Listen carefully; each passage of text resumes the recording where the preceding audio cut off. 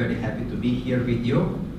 As Professor already mentioned, what I will talk about is a kind of continuation of the article which has been published here. So let me start. Please forgive me, I'm trying to do something impossible. With one slide, I'm trying to summarize 500 years of Western history, which is impossible, but nonetheless, let me start. If we say that we split the last 500 years into three periods, let's talk about pre-modern, modern, postmodern time, then the question is, where are we now? Of course, we will say in postmodern, but what does this mean? And I'm using here an idea that we should start thinking about a new period which will be called integrative period of time.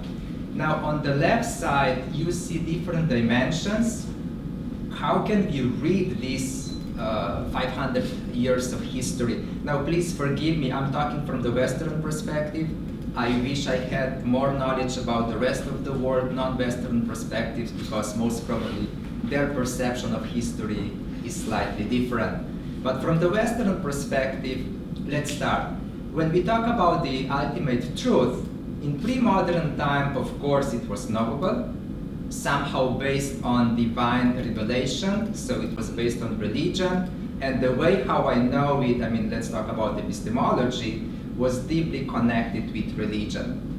Now in modern time, of course, we are still claiming that we know the truth, but this time should be based on reason, empiricism. I have to follow a kind of scientific method which will give me objective truth, and then I will say, that's it. So I'm talking about non-spiritual approach. And then in the postmodern time, we claim truth, there is no such thing, ultimate truth. And when we talk about epistemology, we might say something like this: yes, there is truth, but it depends on who you are. Let's talk about local truth, which are somehow based or limited by culture, context, society, religion. There is no such thing as universal. Everything is somehow local.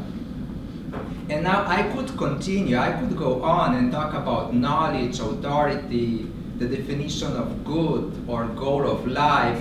All these things are changing. I mean, changing from pre-modern to postmodern time, as this slide here is suggesting. Now let's go to the last slide, to the right side, to the integrative part. And here, I guess, this is now our challenge. What shall we do? And my suggestion is the following. Each one of these three periods, pre-modern, modern, postmodern, has something important to say. And they are teaching us. So now, if you wish, we are privileged that we can take somehow the best out of these three periods and bring these together. So when we talk about the truth, yes, religion has to be involved. But at the same time, a kind of scientific approach cannot be rejected. So if you wish, subjective, objective approach are crucial. And this will then help me to create something which will be much more meaningful. Not only limited to my cultural, historical background, if you wish. We live in a world of globalization. I need to take in consideration your position as well. Your position is different from my position. So how will we do this? So we need to find new ways of integration. So the question is not, I need to explain this because I don't want that you misunderstand me. Let's talk about the truth. What is the opposite of the truth? Usually we will say it's false, it's wrong, yeah?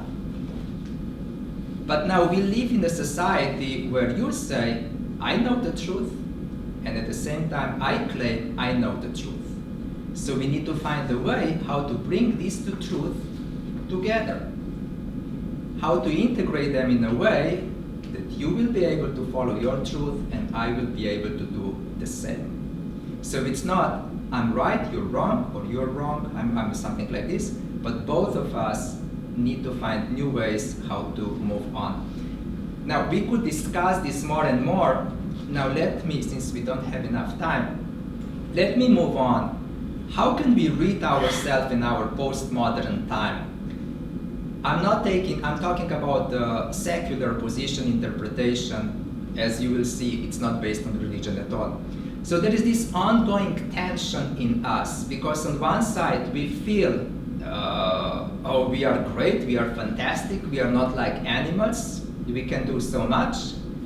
But at the same time, whatever I do, I don't feel fulfilled and satisfied. Because whatever I do, I know this is not it. There is something more, there is something deeper, something bigger, and I'm not able to reach that. So this tension, how can I describe it? There is in me a kind of appetite, and if I'm blindly following it, that appetite will become like God's. And if I follow them, my appetites, to a kind of extreme, they will blind me. So I'm looking around how to find the fulfillment in my life, but what I do, I'm again and again disappointed, because these appetites, my needs, my wants, cannot bring me what I'm looking for. And consequently, I'm looking for more freedom on one side, and on the other side for privileges which will somehow protect me in my search. So we are in the postmodern time, if you wish. So how can we read spiritually our history? If in the pre-modern time we talked about God, in modern time we talked about enlightened reason, in the postmodern time, we talk about power, and this power is mine. I decide what is right, I decide what is correct, and so on. So we live in this tension which is very strong in us. How can I find values by living this tension? There are two looks or two approaches. The first one is inward, and then the second one will be outward look. Let's start with the inward look. Nowadays, we claim so much that self-discovery / self-knowledge is crucial. Please go, I don't know here in Romania, forgive me, but if you go to a bookstore and go to the psychology department, how many books are there about self-help, self-knowledge, self-discovery? There are many. So what is all this telling me? I think I can make it. How? By myself. I just need to read those books. Those books will give me a kind of solution. Deep down, I'm looking for, I claim, I believe in me, deep down, there are some internal laws which I need to discover, like the law of gravity in the nature. Most probably there is another law somewhere within me. Once I discover it and then I follow it, then I'm gonna make it. I will succeed, I will be all set. It's just the problem that I don't know that law yet, but I'm very close, yeah? However, there is a kind of irony here, because this self-discovery does not provide a binding foundation. Because by knowing myself more and more, it doesn't mean that I'm necessarily finding the foundation and identity of who I am. Unfortunately, I'm discovering more and more that I'm groundless. Please, I'm not talking about this inward look in terms of St. Augustine, who was, of course, looking inside, trying to find God. I'm not talking about that. I'm talking about an inward look when I'm looking into myself, trying to find myself. And this is crucial, ironic, somehow challenging for our reflection. So with the assertion that the foundation and criterion are in me, in man, I remain close to myself, and the values that come from this intimate source are neither solid nor stable, but changeable, ambivalent, relative, confusing, and I remain dissatisfied. This is inward look. Let's move forward to the outward look. And here I refer to Chesterton. I'm sure all of you know him. He wrote a book, Orthodoxy, and in that book he writes something like this. he talks about the attraction of Christianity, and he says, the attraction of Christianity was that man was not left alone with his inner light, but that he finally got to know the outer light as well. Bright as the sun, pure as the moon, fierce as an army with fluttering flags.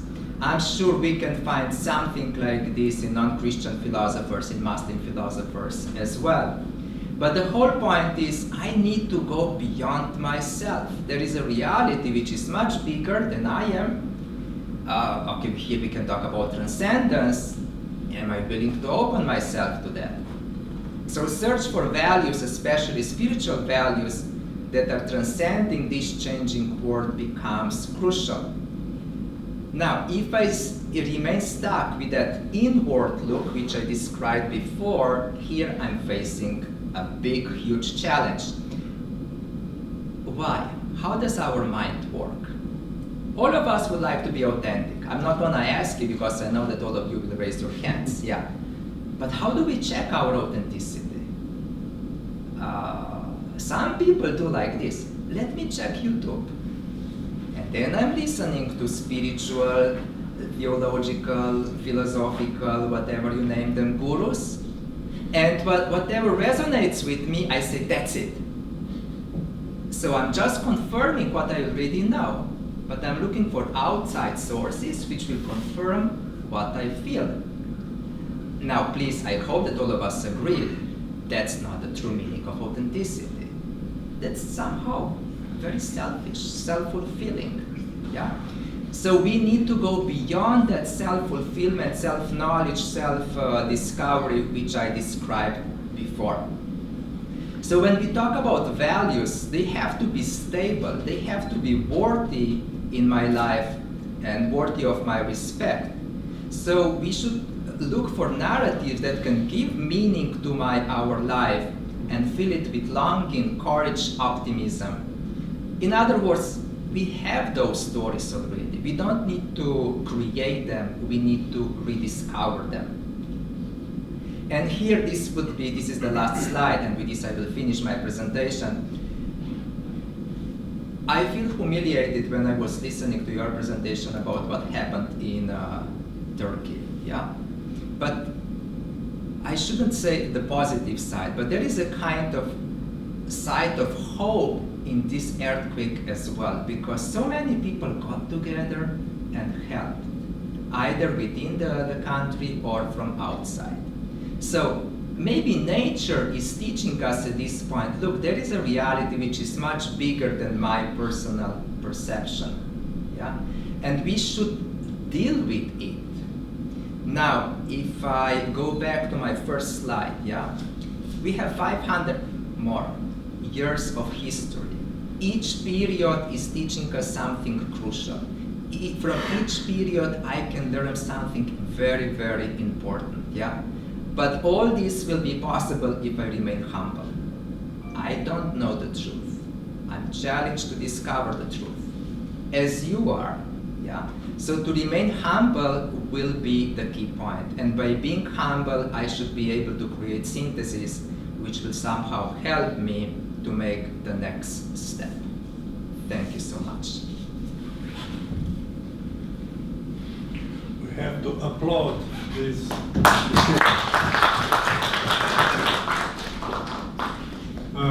You are able to be short. This is very difficult for an academic. And this is humility for an academic. How about that? So we